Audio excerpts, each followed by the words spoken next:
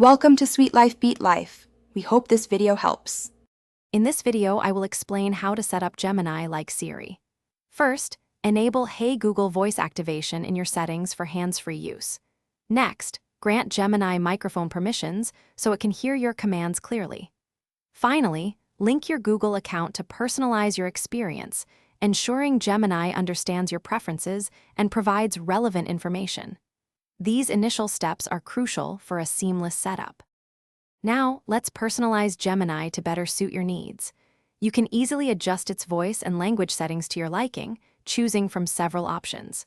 Configure personal results to allow Gemini to access your calendar and email, providing tailored updates. Also, set up custom routines for automated actions, like turning on lights and playing music with just one simple command. This makes your daily interactions much more efficient. Gemini truly shines with smart home integration. Easily connect your smart home devices, such as lights, thermostats, and security cameras, through the Google Home app. Create device groups to control multiple items simultaneously, like dimming all living room lights at once. You can also use Gemini to manage media playback on compatible speakers, allowing you to start music or podcasts with just your voice. It's incredibly convenient. For advanced usage, explore Gemini's experimental features to discover new capabilities and integrations.